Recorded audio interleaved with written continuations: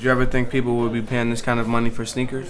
No, I never saw it coming. Because back when we played, they would give you sneakers, but they weren't really paying you to wear them. I understand it though. So I never saw the evolution that has happened. Right. Well, I don't know about that. If that's right, Clyde. I mean, you wore Pumas and you get paid pretty well about that. But I remember coming up, with Chuck Taylors. I mean, we used to get those for $6.50. So seeing the evolution to what it's come to now, it's been really remarkable. What improvements have been done to the sport that you all love so much? Well, the sneakers have been a major change. I mean, they've got all these state-of-the-art sneakers now that the guys are wearing. Well, if you ever put on a pair of Converse, there's no support in there, man. We wonder how we ever survived wearing those canvas, and we used to wear low tops on top of this, low-cut ones, man. There's no support there. And now, obviously, the foot industry, they've really improved the shoes. Yeah, and such those Converse that we used to play on the concrete, which is, never forgiving. And that's why you have so many guys like in our age group that suffer from, new knees and from, hip replacements and things of that nature. But we never knew what plantar fasciitis was. Which was hurt. Right, high ankle sprain, all the stuff that they come up with now, man. Are there any current NBA players you wish you could have played a one-on-one with in their prime? Well, not really. I played against Earl. I didn't wish I played against him. I had to. Be with Jordan, Magic, some of the greater players. That's where you gain your fame, playing against the great players. So you like to think that you could have competed against those guys in a different era. Yeah, I pretty much feel the same way. One of the things that is interesting about the sport is one thing at one given moment, and then it moves on. And we wish we could probably play today. I think if we could play today, we'd be some type of a force in there. Not only because of the physicalness of it, but also the mental aspect of the game. One thing I like to say, I always wonder how much better would we have been with the modern technology. Like in the off season, we didn't lift weights.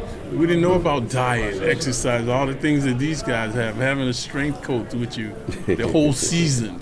You know what I mean? And the supplements that they take, we didn't have this stuff. So how much better would we have been as players if we had that knowledge? Well, not only that, they also had hand checking when we played, and obviously, that kind of restricted way of what you could do.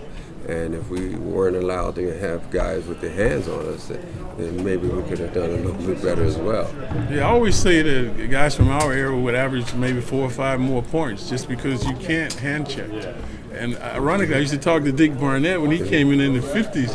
You could put both hands on him. Then when Earl and I came one hand, and now you can't touch them.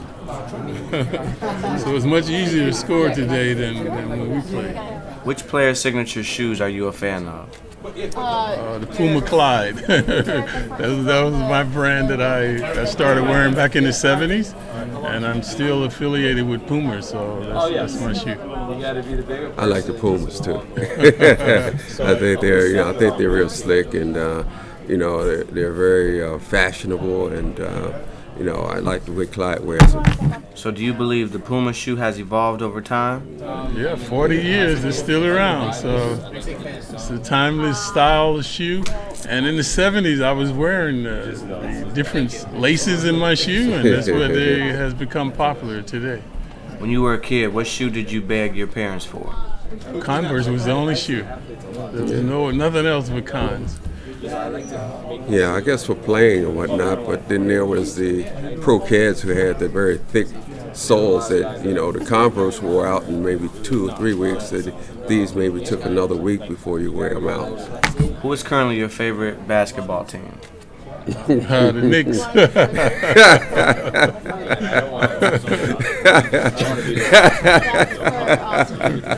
Is the camera rolling? Do you see the sneaker trend dying out at some point? It's gaining momentum, man. Look at this. This is why we're here today, man. It's phenomenal. It's like an underground cult that's continuing to prosper. You know, you look at Michael Jordan, it's made him a billionaire, man. And he hasn't played in a long time, so it's not dying out. Can't say any more than what Clyde has said. This is really a phenomenal thing that's going on, and yeah, I figure everything, you know, dies out at some point, but right now it's going very strong. Yeah, you look at guys making, what did James Harden just get? Over $200 million, man. Durant, you know, that's more than they make as players.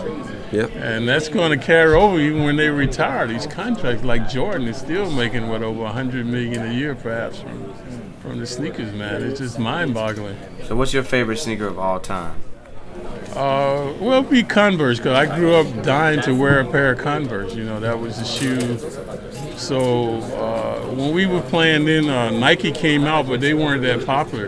And then Adidas came out. They were just in their infancy in the early 70s, mid-70s. So Converse just dominated the market, man. So I used to have the blue strings, Nick Colors, the orange strings. That's how I kind of jazzed them up, you know, and I was proud of my cons. I'll just go back. I'll give you a blast from the past. The Jordache. Earl used to wear one high, one low.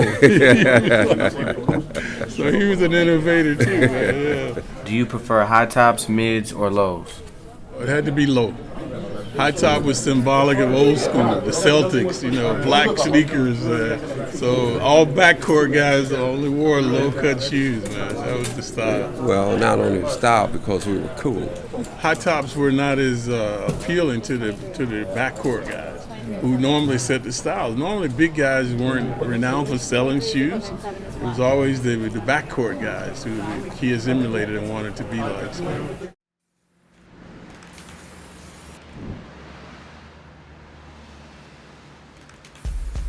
Sixth grade is when Jordan 3 came out.